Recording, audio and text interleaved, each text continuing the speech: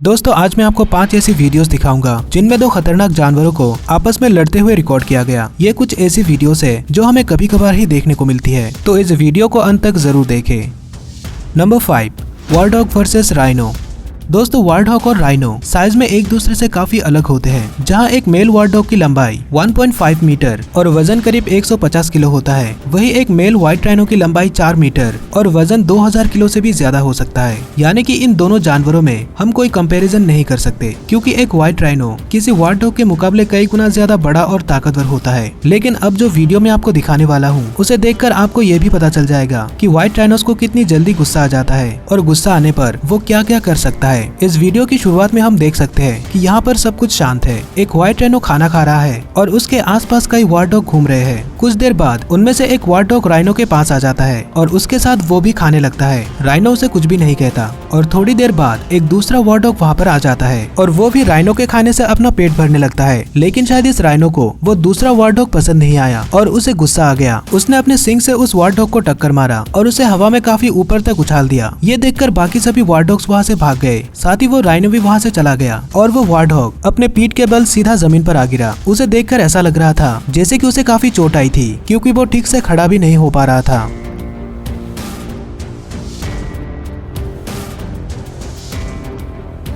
Number 4, honey badger versus snake.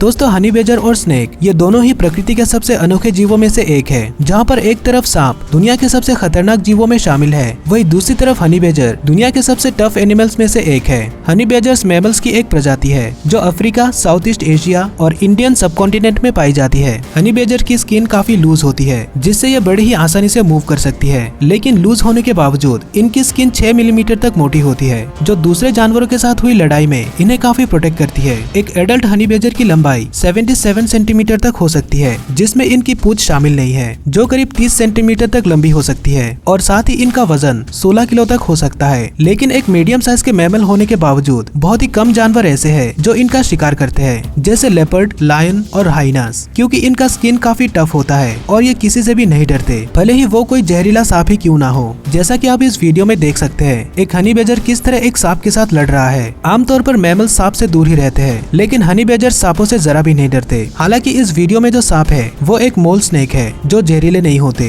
लेकिन जब Honey badger को भूख लगती है तब ये ब्लैक मांबा और एडर जैसे सांपों के ऊपर भी हमला कर सकता है। और ये बात तो आप भी जानते हैं कि ब्लैक मांबा और एडर्स कितने जहरीले होते हैं। रिपोर्ट्स के अनुसार एक बार जब हनी बेजर एक पफ एडर का शिकार करने के लिए उसके साथ लड़ रहा था, तब उस सांप ने उसे कई बार काटा था, जिससे वो कई घंटों के लिए बेहोश भी हो गया था। लेकिन फिर से होश आने पर हनी बेजर ने उस सांप का शिकार कर लिया था। आपको बता दूं कि सांप के जहर से हनी बेजर की मौत हो सकती है, लेकिन अक्सर जब कोई सांप हनी बेजर को काटता है तो वो उसके स्किन को पार नहीं कर पाता, इसलिए हनी बेजर की जान बच जाती है।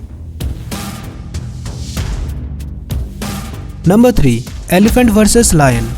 दोस्तों आपने हाथी और शेरों के बीच कई सारी लड़ाइयाँ देखी होंगी, जहाँ पर शेरों का एक पूरा झुंड किसी अकेले हाथी के ऊपर हमला कर देता है और शेर उस हाथी का शिकार करने में कामयाब हो जाते हैं। लेकिन अभी आप जो वीडियो देख रहे हैं उसमें शेर के किसी झुंड ने हाथी के ऊपर हमला नहीं किया था, बल्कि एक अकेले शेरनी ने एक छोटे हाथी के ऊपर हमला कर दिया था। ये वीडियो जिम्बाब्वे के एक फॉरेस्ट में रिकॉर्ड किया गया था। दरअसल एक दिन टूरिस्ट का एक ग्रुप नेशनल पार्क में टूर पर निकले थे। उनका मकसद था शेरों के झुंड को देखना, और इसलिए वे लोग उस जगह पर गए जहाँ पर अक्सर शेरों का झुंड रहता है। लेकिन उन्हें रास्ते पर ही एक ऐसा नजारा देखने को मिला जिसे देखकर सभी लोग हैरान रह गए। उन्होंने देखा कि एक अकेली शेरनी हाथी के पीठ पर चढ़ गई थी और उसे बार बार अपने दांतों से काट रही थी और अपने ताकतवर पंजों से उसकी बॉडी पर वार कर रही थी। हालांकि वो हाथी काफी छोटा था, लेकिन वो फिर भी उस शेरनी के सामने हार नहीं मानने वाला था। शेरनी ने अपने दांतों और पंजों से उस हाथी के शरीर पर गहरे घाव कर दिए थे, पर फिर भी वो हाथी खुद को बचाने की पूरी कोशिश कर रहा था। जब शेरनी उसके गर्दन पर काटती तब वो चिल्लाता और अपने सिर को जोर जोर से मूव करता, जिससे वो शेरनी दूर जाकर गिरती, पर वो फिर से आकर उस पर हमला कर देती। आखिरकार हाथी को यह समझ आ गया कि उस शेरनी से बचने के लिए उसे क्या करना चाहिए। जैसे ही वो शेरनी उसके सिर पर अटैक करती, तब वो अपने सिर को नीचे झुकाकर शेरनी को जमीन पर गिरा देता और उस पर अपने सिर से हमला करता। साथ ही जब वो पीछे से हमला करने की कोशिश करती तो वो हाथी उसे किक मारता। हाथी के कई बार ऐसा करने के बाद शेरनी को यह समझ आ गई कि यह हाथी उसके लिए खतरा बन सकता है और वो इस लड़ाई में हार सकती है, इसलिए वो उस हाथी को वहीं पर छोड़कर चली जाती है।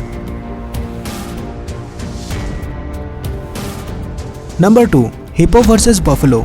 दोस्तों हिप्पो और वाटर बफेलो दोनों ही साइज में काफी बड़े होते हैं और ये दुनिया के सबसे बड़े जानवरों में से एक है। आपको बता दूं कि एक मेल वाटर बफेलो की लंबाई 2.6 मीटर और वजन 550 किलो तक हो सकता है। दूसरी तरफ एक मेल हिप्पो की लंबाई 3 से 5 मीटर और वजन 1800 किलो तक हो सकता है, जो एक वाटर बफेलो के वजन से 3 गुना ज्यादा है। बफेलो अपने बचाव में और शिकारी के साथ लड़ने के लिए अपने मजबूत सींगों का इस्तेमाल करते हैं, वही हिप्पो अपने दुश्मन से लड़ने के लिए अपने ताकतवर जबड़ों का इस्तेमाल करते हैं। हिप्पो के जबड़े काफी बड़े और स्ट्रॉन्ग होते हैं, साथ ही इनके जबड़े पूरे 180 डिग्री तक खुल सकती है और इसलिए ये दुनिया के सबसे खतरनाक जानवरों के लिस्ट में भी आते हैं। जैसा कि आप जानते हैं कि हिप्पो और बफेलो दोनों ही शाकाहारी होते हैं। इसका मतलब अगर इन दोनों के बीच कभी लड़ाई होती है तो वो लड़ाई अपने अपने इलाके को लेकर ही होती है। इसलिए जिस पानी में हिप्पो रहते हैं वहाँ पर दूसरे जानवरों का जाना खतरे से खाली नहीं। और इसका एक एग्जाम्पल हमें इस वीडियो में देखने को मिली, जहाँ पर पानी पीने आए बफेलो के एक झुंड को एक अकेला हिप्पो वहाँ से किस तरह भगा देता है। ऐसे ही एक और वीडियो में हम देख सकते हैं कि एक अकेला कैप बफेलो बड़ी ही हिम्मत के साथ हिप्पो से लड़ने के लिए उसके सामने खड़ा है। लेकिन इसके बाद क्या हुआ आप यहाँ पर देख ही सकते हैं। जैसे ही हिप्पो ने बफेलो के ऊपर हमला किया तो वो तुरंत वहाँ से अपनी जान बचाकर भाग निकला।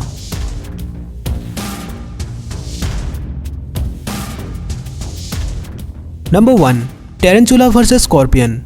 दोस्तों स्कॉर्पियन और टेरेंचुला दोनों ही जहरीले इंसेक्ट हैं, लेकिन किसी टेरेंचुला का जहर काफी वीक होता है, यानी कि इनसे इंसानों को कोई खतरा नहीं। पर हाँ, अगर कोई टेरेंचुला किसी को काट लेता है तो उस हिस्से में पेन जरूर हो सकता है। आपको बता दूं कि किसी टेरेंचुला का जहर एक साधारण मधुमक्खी के जहर से भी वीक होता है, लेकिन इस मकड़ी का साइज इतना बड़ा होता है कि कोई भी इंसान इसे देखकर डर सकता है। दुनिया में टेरेंचुला की कई अलग अलग प्रजातियां पाई जाती है और इनका साइज 8 से 30 इंच तक हो सकता है। दूसरी तरफ स्कॉर्पियन का जहर इंसानों के लिए घातक साबित हो सकता है, लेकिन स्कॉर्पियन की 1500 प्रजातियों में से सिर्फ 25 ऐसी प्रजाति है जिनके जहर से इंसान की मौत हो सकती है। बाकी स्कॉर्पियंस का जहर किसी वयस्क इंसान को मार तो नहीं सकता, पर इससे उन्हें सांस लेने में तकलीफ जरूर हो सकती है। तो अगर इस तरह देखा जाए, एक टेरेंचुला और स्कॉर्पियन की लड़ाई में स्कॉर्पियन के जीतने के चांसेस कई गुना ज्यादा है। लेकिन स्कॉर्पियन के बारे में ऐसा कहा जाता है कि बड़ी प्रजाति के स्कॉर्पियंस छोटी प्रजाति के स्कॉर्पियन के मुकाबले कम जहरीले होते हैं। पर अगर किसी बड़े साइज के टेरेंचुला के सामने एक छोटे स्कॉर्पियन को रख दिया जाए तो उस स्कॉर्पियन के डंक मारने से पहले ही टेरेंचुला उसके ऊपर हमला कर देगा।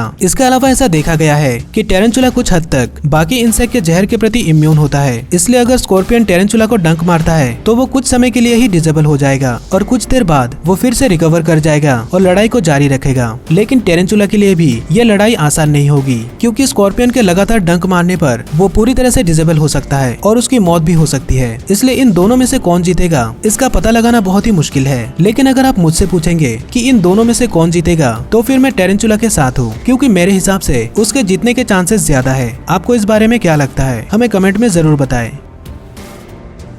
अगर आपको इसी तरह के और भी वीडियोस देखनी है तो स्क्रीन पर दिखाए गए किसी एक वीडियो पर क्लिक करें और साथ ही इस चैनल को सब्सक्राइब करें। इस वीडियो को आखिर तक देखने के लिए आपका धन्यवाद।